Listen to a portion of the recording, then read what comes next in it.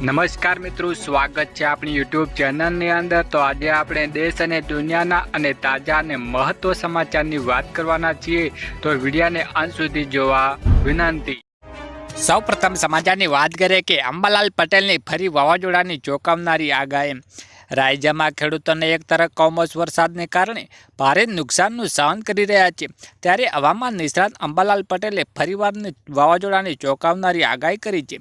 બંગાળના ઉપસાગરમાં વધુ એક વાવાઝોડું સર્જાઈ રહ્યું છે। અંબાલાલ પટેલે રાજ્યના કાતિલ ઠંડીને લઈને પણ આગાહી કરવામાં આવી છે। તેમણે જણાવ્યું હતું કે અનુસાર 7 નવેમ્બરના રોજ ઠંડીના પ્રારંભને જ્યારે 1 ડિસેમ્બર આજે ઠંડાના પવન ફૂંકાશે। 7 નવેમ્બર બાદ દક્ષિણ ભારતમાં ભારે વરસાદનું અનુમાન છે। 18 નવેમ્બર બાદ બંગાળના ઉપસાગરમાં વાવાઝોડું બનવાની સંભાવના રહેલી છે। અરબ સાગરમાંથી ભેજ ગુજરાત તરફ આવવાને 18 થી 24 નવેમ્બર દરમિયાન રાજ્યમાં ફરી માવઠું જેવો હવામાન સર્જાઈ રહેશે।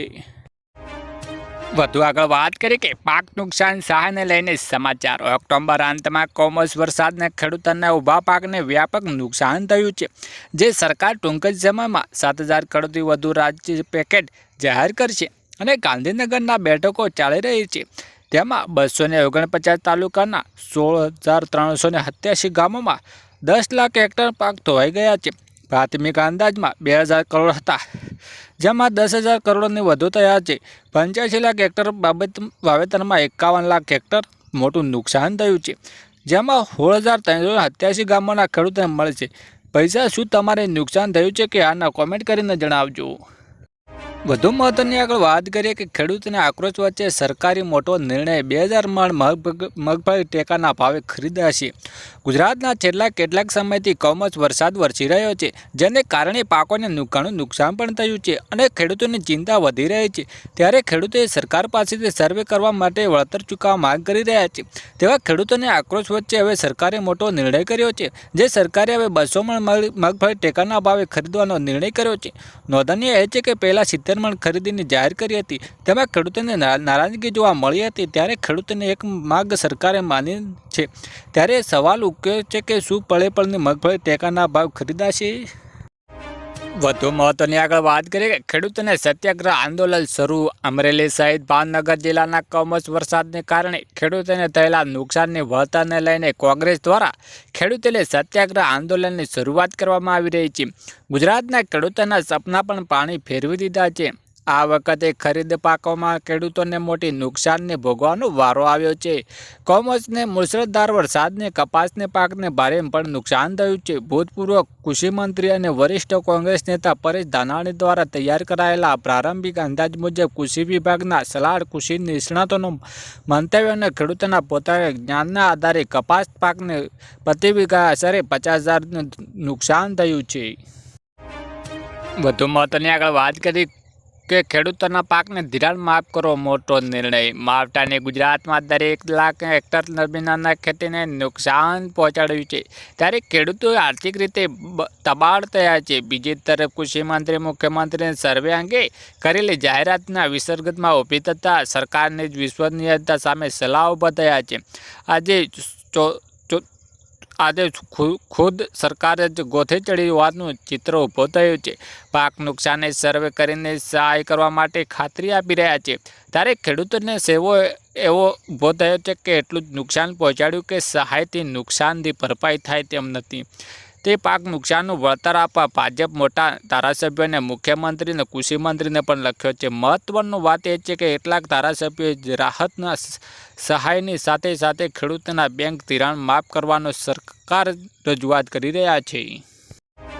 વધુ આગળ વાત કરીએ કે સરકાર ગોથે ચડી પહેલા 7.20 અને 3 દિવસ ચર્ચે કરવા સૂચના। ગુજરાતમાં કમોસમી વરસાદની 10 લાખ હેક્ટર વધુ ખેતીના પાકને નુકસાન થતાં ખેડૂતો રોષ થયા છે। સર્વે માટે સરકારે ગોથે ચડેલી આ પહેલા સરકારે સર્વે માટે 7 થી 20 દિવસનો સમય આપ્યો હતો। વિલંબ બાદ મુખ્યમંત્રી ભૂપેન્દ્ર પટેલે તાત્કાલિક પગલાં લીધા છે, જેમાં કલેક્ટર અને ટીડીઓ 3 દિવસમાં જ અસરગ્રસ્ત વિસ્તારોમાં પાકના નુકસાનનો અહેવાલ સરકારે મોકલીને આપવામાં સૂચના આપી દીધી છે। વધુ આગળ વાત કરીએ કે માવઠાથી 11,000 કરોડનું નુકસાન। ગુજરાતમાં કમોસમી વરસાદને કારણે 10 લાખ હેક્ટર વધુ ખેતી માટે નુકસાન થયું છે, જેને સરકારી એજન્સી દ્વારા 11,000 કરોડની વધુ અંદાજ મુકાયો છે. સૌથી વધુ ફટકો કપાસ અને મગફળી જેવા રોકડિયા પાકમાં પડ્યો છે. મુખ્યમંત્રી ભૂપેન્દ્ર પટેલે 3 દિવસમાં ફિઝિકલ સર્વે પૂર્ણ કરવામાં આદેશ આપી દીધો છે અને મંગળવારે સર્વે રિપોર્ટ આવ્યા બાદ બુધવારે રાહતના પેકેજ અંગેનો નિર્ણય લેવાઈ શકે છે. વધુ આગળ વાત કરી કે શું ગુજરાતમાં પણ ખેડૂતોને દેવા માફ થવા જોઈએ કે નહીં.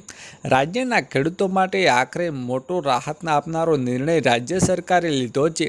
30 જૂન 2026 સુધીમાં રાજ્યના તમામ પાકોને ખેડૂતો દેવા માફ કરવામાં આવશે તેવી જાહેરાત મુખ્યમંત્રી દેવેન્દ્ર ફડણવીસે કરી છે.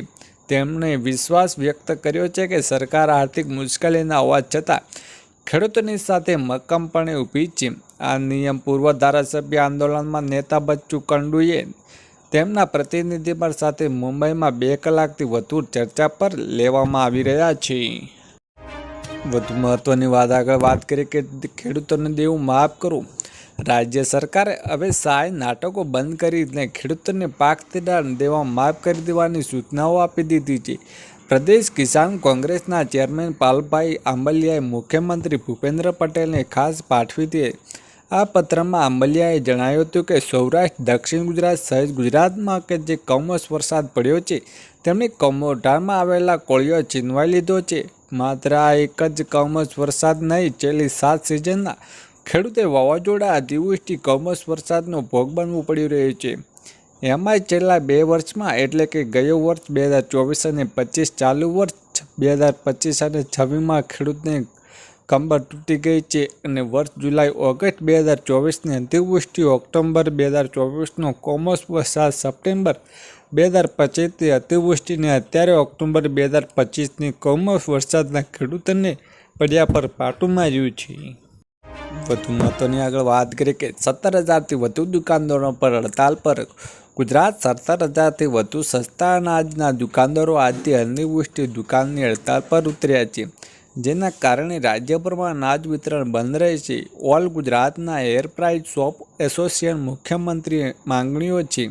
કમિશનમાં વધારો, ટેકનિકલ સમસ્યાઓનો કાયમી ઉકેલ, જથ્થાને પડતી ઘટ દૂર કરવી, સર્વે ડાઉન થવા અને વૃદ્ધાનો ફિગર પ્રિન્ટ ન આવતાથી મુશ્કેલીઓ પડી રહી છે. વધુ આગળ વાત કરીએ કે મુખ્યમંત્રીની જાહેરાત, પાક નુકસાન સર્વે શરૂ. ગુજરાતમાં પડેલા કમોસમી વરસાદને કારણે ખેડૂતોને થયેલા મોટા નુકસાન અંગે સીએમ ભૂપેન્દ્ર પટેલે એક અગત્યનો સમયનો નિર્ણય લીધો છે. તેમણે જિલ્લાના તંત્ર સ્પષ્ટ સૂચના આપી દીધી છે અને વરસાદથી થયેલા નુકસાનનો સર્વે માત્ર 3 દિવસ પૂર્ણ કરવામાં આવે છે અને સીએમએ તાત્કાલિક સર્વે પૂર્ણ કરી તેને વિગતવાર અહેવાલ રાજ્ય સરકારમાં મોકલી આપવામાં આદેશ કર્યો છે. અને આ ઝડપી સર્વે પાછળના હેતુ સ્પષ્ટ છે કે ખેડૂતોને આર્થિક સહાય પૂરી પાડવાની પ્રક્રિયાને વેગ આપવો. જિલ્લા તંત્રની અહેવાલ મળ્યા બાદ સરકાર આ અહેવાલ આધારે સહાયની રકમ નક્કી કરવા અને તેને અસરગ્રસ્તો સુધી પહોંચાડવા માટે પ્રક્રિયા શરૂ કરશે અને નિર્ણય ખેડૂતોની સહાય ઝડપથી મેળવવાની આશા જન્મી છે. વધુ આગળ વાત કરીએ કે પહેલાં કુદરત રૂઠી, હવે સરકાર મોં ફેરવ્યું.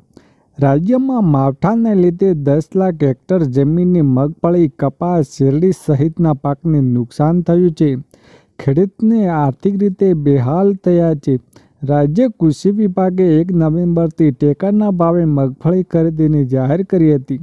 તે છતાં છેલ્લી ઘડીએ વરસાદની સ્થિતિને ધ્યાનમાં રાખીને ખરીફ મોકૂફ રાખવાનો નિર્ણય લીધો છે અને આ નિર્ણયથી 9.32 લાખથી વધુ નોંધણી કરાવનારા ખેડૂતોને ચિંતિત છે, કેમ કે ભેજવાળાના માહોલમાં મગફળીનો જથ્થો સાચવવો ક્યાં. વધુ આગળ વાત કરીએ કે ખેડૂતોને દેવું માફ કરવું. રાજ્ય સરકારને હવે સહાય નાટકો બંધ કરી ખેડૂતોને પાક ધિરાણ દેવું માફ કરી દેવી રજૂઆત પ્રદેશ કિસાન કોંગ્રેસના ચેરમેન પાલભાઈ આંબલિયાએ મુખ્યમંત્રી ભૂપેન્દ્ર પટેલને ખાસ પાઠવી કરી છે. આ પત્રમાં આંબલિયાએ જણાવ્યું હતું કે સૌરાષ્ટ્ર અને દક્ષિણ ગુજરાતના સહિત ઉત્તર ગુજરાત પર જે કમોસમી વરસાદ પડ્યો છે તેમના ખેડૂતોના મોઢામાં આવેલો કોળિયો છીનવી લીધા છે. તે માત્ર આ એક જ કમોસમી વરસાદ નહીં, છેલ્લી 7 સિઝનના ખેડૂતોને વાવાઝોડા, અતિવૃષ્ટિ, કમોસમી વરસાદને ભોગ બનવાનું પડી રહ્યું છે. એમાંય છેલ્લા 2 વર્ષમાં એટલે કે ગયું વર્ષ 2024 અને 25માં, ચાલુ વર્ષ અને 25 અને 26માં ખેડૂતોની કમર તૂટી ગઈ છે. વર્ષ જુલાઈ-ઓગસ્ટ 2024ની અતિવૃષ્ટિ, ઓગસ્ટ-સપ્ટેમ્બર 2024નો કમોસમી વરસાદ, સપ્ટેમ્બર 2025ની અતિવૃષ્ટિને અત્યારે ઓક્ટોબર 2025નો કમોસમી વરસાદે ખેડૂતોને પડ્યા પર પાટું માર્યું છે. વધુ આગળ વાત કરીએ કે બ્રેકિંગ ન્યૂઝ, ગેસ સિલિન્ડરના ભાવમાં આજથી 1 નવેમ્બરથી ગેસના સિલિન્ડરના ભાવમાં ફેરફાર થયા છે. 19 કિલોના વજનમાં કોમર્શિયલ સિલિન્ડરના ₹450નો ઘટાડો સાથે દેશમાં હવે આશરે ₹1,750ની આસપાસ મળી રહ્યો છે. બીજી તરફ ઘરેલું વપરાશ માટેનો 14.2 કિલો સિલિન્ડર જૂના જ દરે એટલે કે ₹7,868.50 પર યથાવત રહી ગૃહિણીઓને હાલમાં કોઈ રાહત મળી નથી. વધુ આગળ વાત કરીએ કે જાણી લો આધાર કાર્ડ નવા નિયમો. 1 નવેમ્બરથી યુઆઈડીએઆઈ આધાર કાર્ડ સેવાઓ માટે મોટા ફેરફાર કરશે. આધાર કાર્ડના ઘરે બેઠા જ નામ, સરનામું, જન્મ તારીખ, મોબાઈલ નંબર અને ઓનલાઈન અપડેટ કરી શકાય છે. ઓળખ માટે PAN card, passport, driving licence જેવા સરકારી દસ્તાવેજ જોઈએ. આધાર પાન લિંકિંગમાં 31 ડિસેમ્બર 2025 સુધી ફરજિયાત છે, નહીં તો 1 જાન્યુઆરી 2026થી પાન કાર્ડ અમાન્ય ગણાશે. નહીં fee, demographic update ₹75, biometric update ₹125, આધાર પ્રિન્ટમાં ₹40 રહેલા છે. વધુ આગળ વાત કરીએ કે ગુજરાતના ખેડૂતો માટે આવી ખુશ ખબર.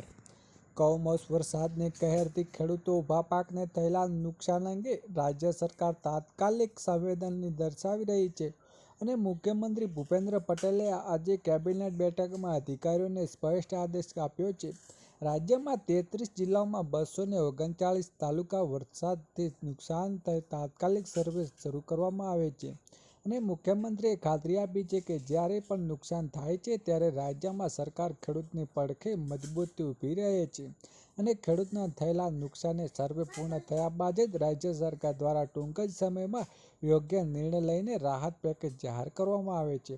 અને તેમજ મુખ્યમંત્રી ખાતરી આપી રહ્યા હતા કે સર્વે ખેડૂતોને થયેલા નુકસાનનો સાચો અંદાજ મળી શકે છે અને તેના આધારે સરકાર દ્વારા વળતર ચૂકવણી પ્રક્રિયા ઝડપી બને છે.